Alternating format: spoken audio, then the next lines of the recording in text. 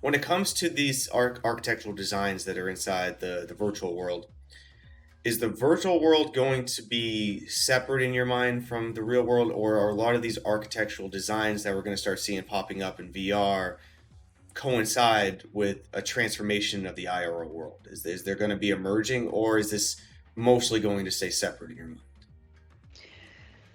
I think there will be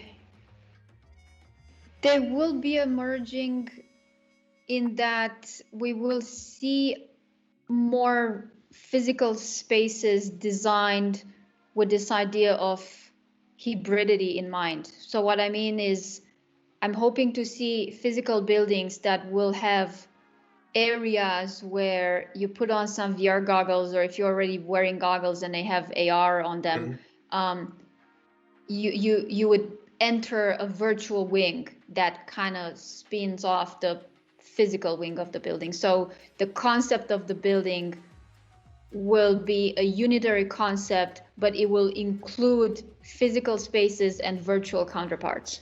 That makes sense. So in a way, AR is going to be probably more powerful for the mixing of these two than VR will be. I mean, ideally, I would like some kind of, and this is like still not doable, of course, for a long time, very sci-fi, still some kind of goggles that are light to wear, that have AR and VR somehow magically. So yeah, I'm personally way more into VR than AR, but Mm-hmm. I think they're kind of, I think of them as totally separate things. So I always stay away from AR or VR kind of Sure. conversations. No, that makes sense to me. One thing I've been trying to figure out, like when it comes to like these games, and like right now, like I kind of brought up at the beginning, I find a lot of them, the architectural designs in these games are built mostly off IRL. We're just transitioning as people. We're learning because you have to take what you know when you're starting out learning something new to apply it, and then branch out from there. I'm curious on how you see it as things evolve, and there's newer and newer, crazier and unique architectural designs in games.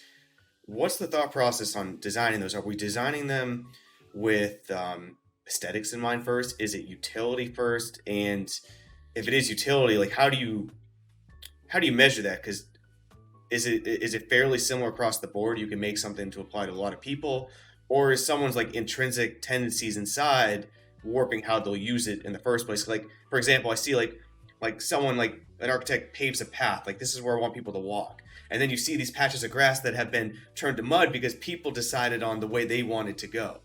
And I'm curious, like how do you mitigate that when you're designing architecture in games? Yeah, I love this question. So I will start with how we do that in for physical architecture. So we start from two things. We start from the idea that physical spaces are designed for the human body. So they need a relationship to the human body. And whenever you design a room that is absolutely huge, so there is no relationship to the human body, you always do that with some clear reason in mind, like, churches or temples are made to have this kind of, they're made to make you feel small by design. Yes. And houses and apartments and so on, bedrooms are made to be cozy in size and proportion by design. So, and then the second thing that we design for is the human activity that takes place there. So the space has to be able to gently control and choreograph and house that human activity. So it's not supposed to hinder it, it's supposed to promote it, but that implies a very clear understanding of that human activity. So when I take these things to VR, I run into a lot of unanswered questions that are actually very interesting. So who are we designing for in VR? Like, who are we in VR? There is no clear answer for me to this question. I think we are slightly different kind of creatures in VR than in physical reality. I think in time we're going to develop thinking patterns and cognitive pathways that are going to be distinct for virtual worlds that we do not use in physical reality. It's not clear to me what the virtual body is. The virtual body could be anything.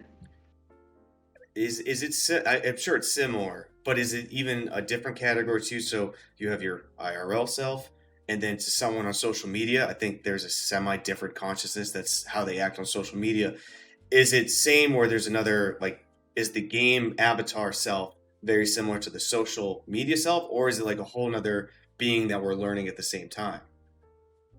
I believe is the latter. I believe for me it will be a whole other kind of being, because the difference which is significant is that in the virtual world, the designer of that virtual world has control over our entire perception, which does not happen with social media, no matter how powerful it is at this point.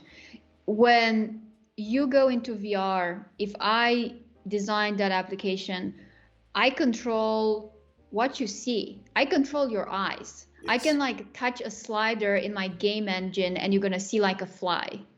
So what people don't understand is that it's not a given that when you go in VR, the game engine has set everything so that it looks like human vision. There are lots of slider on that camera/eyes component. And if you touch any of them, and there's a wide range of things you can code and do with them, all of a sudden your quote unquote human vision is gone. So it's, you can, and then you can just keep going and going, right? So you can control vision. You can obviously control as a developer that person's modalities of moving. You can control that person's feeling of the body, what's called proprioception. We have amazing studies coming out of places like Stanford that talk about this thing they call homuncular flexibility, which is brain plasticity and the ability of the brain in VR to immediately, like within minutes, feel like we have 5 arms and are an octopus. So that kind of stuff is absolutely at our fingertips. It's like you don't need the Stanford lab. All you need is a game engine to do that. So there's this unprecedented ability of a VR developer to control sensorial input, to interface with the motor and the visual cortex of that person at the deepest possible level. Will these kind of changes start to change what people think? Absolutely. Yes. Absolutely. So like we're there in terms of means. We're just not there in terms of people are not ready. Sure.